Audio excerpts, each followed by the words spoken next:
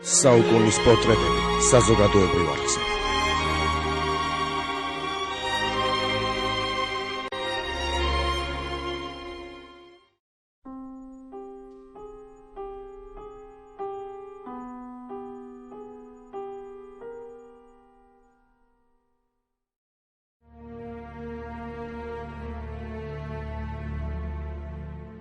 გალაქტიონის სამკურნალო კომბინატს ხშირად აკითხავდა.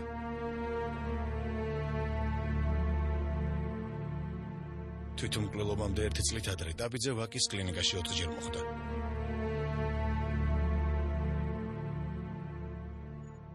$1959 წელს საავადმყოფოს პალატი დაიწყო.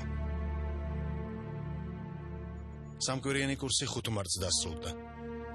თუმცა 12 დღის შემდეგ პოეტი კვლავ სამკურნალო კომბინატის ნერვულ განყოფილებაში აღმოჩნდა. 17 მარტი. გალაქტიონი ამ დილით ისე აგრესიული არ არის. თითქმის ყველაფერში მეთანხმება. ვაცმევ პალტოს და ვგრძნობ როგორ უკანკალებს ხელები. ამ დროს ერთადერთი სვლა, ანუ უბრალოდ ერთადერთი გადარჩენის საშუალება არის არ აქვს, მაგრამ დღეს არ შეიძლება. დღეს უნდა დავწვეთ. უბრალოდ მოდის. თელი გზა ისე გავიარეთ, სიტყვა არ მოუღია.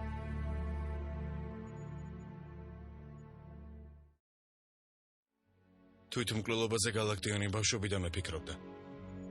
თბილისის სასულიერო სემინარიის 12 წლის მოსწავლემ საღვთოს ჯულის გამოსდა ვერ ჩააბარა და ამის გამო კარბოლის მჟავადალია.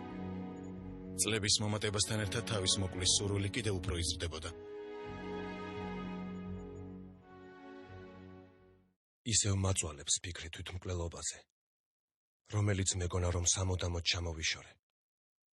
მე მიხარია რომ ჩემივე საკუთარი ნებით შემიძლია შევაჩერო ის მოუსვენარი გულისცემა.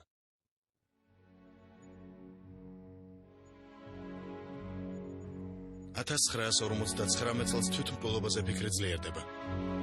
მარჯანიშვილის 4 ნომერში, სადაც გალაქტიონი ცხოვრობდა, პირველ სართულზე სააფთიაქო სამმართველო იყო. პოეტსი ყველა იცნობდა. ერთ დღეს გალაქტიონი აფთიაქის ლაბორატორიაში შევიდა და საწამლავი მოითხოვა. იგი უარით გაისტუმრეს. საწამლავის შემდეგ გალაქტიონი ფიქრს მტკვარზე იწყებს. მარჯანიშვილის თეატრის სპექტაკლზე ვიყავით სტუდენტები და როდესაც ბრუნდებოდით ხიდზე, რომელიც მარჯანიშვილის თეატრსა და გალაქტიონ ტაბიძის სახლთან არის ხიდი და რომელსაც ახლა გალაქტიონის სახელი ქვია, შეხვდა გალაქტიონი, ნასვამი იყო. და ჩემ თანამგზავარ გოგონას მიუბრუნდა და უთხრა, რა ლამაზია ქალიშვილო, მტკვარი. ბარათაშვილს უყვარდა მტკვარისპირას ხეტიანი. შემდეგ ცოტა პაუზა გააკეთა და უცებ თქვა, რა კარგია მტკვარში თავის დახრჩობა. მე ახლა გამიკვირდა ცოტა ასეთ მოულოდნელი რაღაცა და მე ჩავთვალე რომ ეს ახლა პოეტია და პოეტური ფრაზა წარმოთქვა პოეტმა. 17 მარტამდე 5 დღით ადრე გალაქტიონი მხატვარ კორნელი სანაძესთან დილა ადრიან მევიდა. აღელვებული პოეტი თავისი პორტრეტის დახატვას ითხოვს. გალაქტიონმა სანაძეს ულტიმატუმი წაუყენა. ან ახლა დამხატავ, ან ვეღარასოდეს. სანაძის მიერ შესრულებული გალაქტიონის ჩანახატი პოეტის სიცოცხლეში უკანასკნელი აღმოჩნდა. 17 მარტს ჩავედი ფოიეში, მთავარი ექიმის კაბინეტში, უნდა შევსულიყავი, რეცეპტზე ხელი მომეწერა.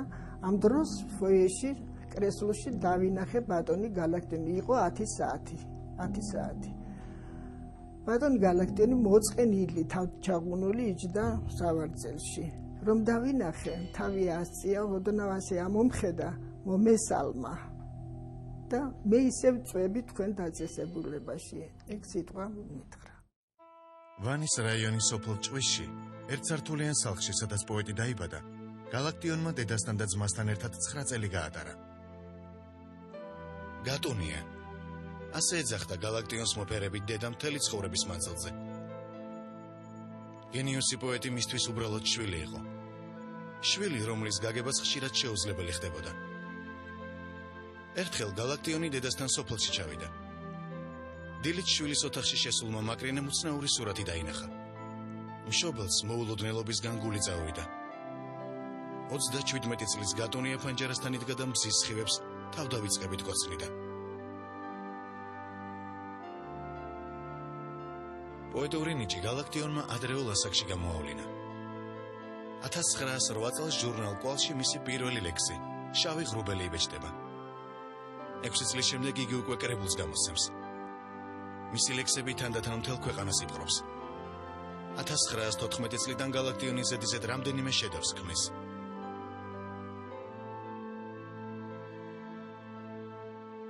ქუთაისში გალაქტიონს თავისი მასწავლებლის რაფიელ ჩიხლაძის ქალიშვილი რაისა შეუყვარდა. სიყვარული ხანმოკლე აღმოჩნდა.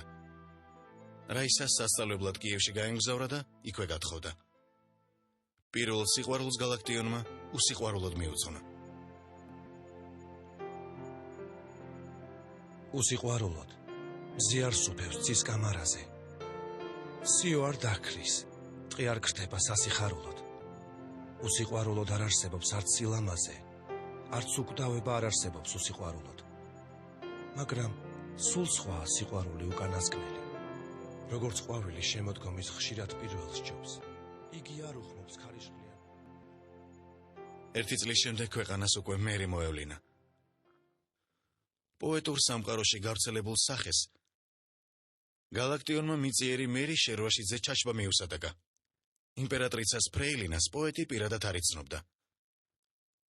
მერის მიმართ მისი პლატონური სიყვარული 12 სტროფში ჩაედია. მერი ლექსის გამოქვეყნებიდან 3 წლის შემდეგ ქუთაისის გენერალ-გუბერნატორის თანაშემწის შვილზე გიგუშა ერისთავზე გათხოვდა. შენ ჯვარს იწერდი იმ ღამეს მერი. მერი იმ ღამეს მაგ თვალთა კუდომა, სანდომიან ცისელვა და ფერი. წუხარე იყო ვით შემოდგომა. აფეთქებული და მოცახცახე. 1919 წელს გალაქტიონის მეორე კრებული არტისტული ყვავილები გამოვიდა.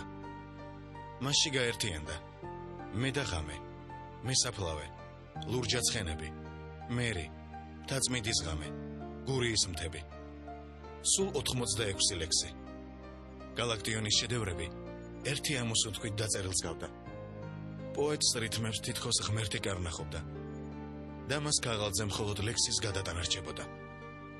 ამ ლექსებმა ახალი ორიენტირები გამოაჩინეს ქართული პოეზიისა და თითქოს მე-20 საუკუნის შესაძლებლობა ლექსისა მთლიანად მოხაზეს განაპირობეს და გალაქტიონ ტაბიძე რო გარდაცვლილიყო ამ წიგნის გამოსვლისთანავე ის იმოდენა პოეტი იქნებოდა ჩემი აზრით რამოდენაც არის ეხლა. იმიტომ რომ მან აბსოლუტურად დაასრულა ლექსის განახლების პროცესი, ქართული ლექსის განახლების პროცესი.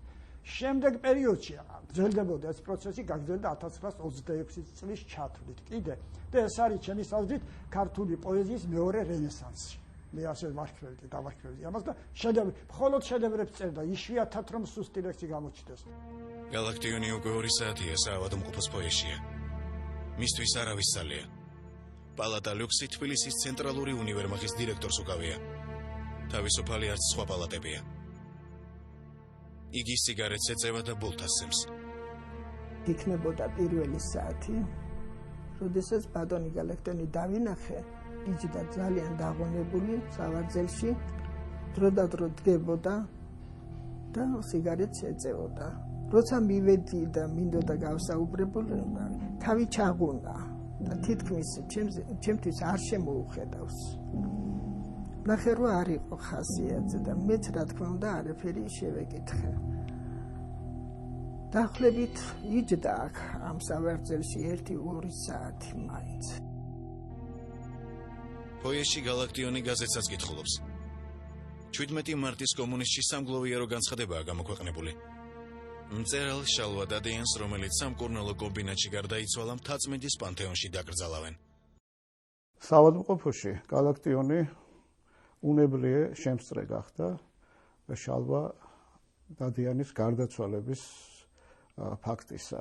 ის თვითონ იმყოფებოდა საკმაოდ არასტაბილურ სულიერ მდგომარეობაში, აი ესეთ ვითარებაში პიროვნება, რომელთანაც მისი ცხოვრების გარკვეული ნაწილი იყო დაკავშირებული, მისი გარდაცვალება ერთგვარად, ესე იგი, შესაძლოა, ეს ვარაუდია, რომ ზეგავლენას მოახდენდა მისი გადაწყვეტილების მიღება.